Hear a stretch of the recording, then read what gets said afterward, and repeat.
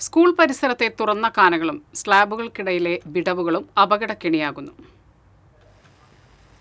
തൃശൂർ നഗരത്തിലെ പ്രധാന സ്കൂളുകളുടെ പരിസരങ്ങളിലെ കാനകളിൽ പതിയിരിക്കുന്നത് പലവിധ അപകടങ്ങളാണ്. സ്ലാബിട്ട് മൂടാത്ത കാനയിൽ വീണ് മുൻപ് സ്കൂൾ വിദ്യാർത്ഥിനിയുടെ കാൽ ഒടിഞ്ഞത് നഗരമധ്യത്തിലെ സ്കൂളിന് മുന്നിലായിരുന്നു. ഇത് സംബന്ധിച്ച് അന്ന് TCB വാർത്ത നൽകുകയും മറയില്ലാത്ത കാനകൾ സ്ലാബിട്ട് മൂടുകയും ചെയ്തിരുന്നു. എന്നാൽ ഇട്ട സ്ലാബുകൾക്കിടയിലെ വിടവുകളാണിപ്പോൾ വില്ലനാകുന്നത്.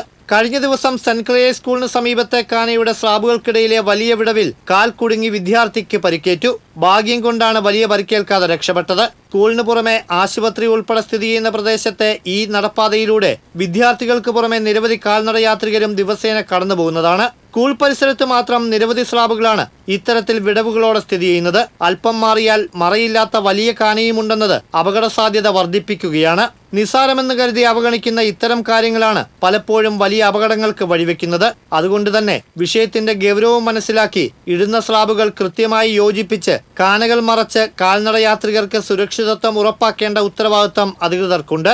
അതിൽ നിസാരമല്ലാത്ത ശ്രദ്ധയും നടപടികളും മുൻകരുതലുമാണ് അധികൃതരുടെ ഭാഗത്തു നിന്ന് ഉണ്ടാകേണ്ടത്. TCV തൃശൂർ.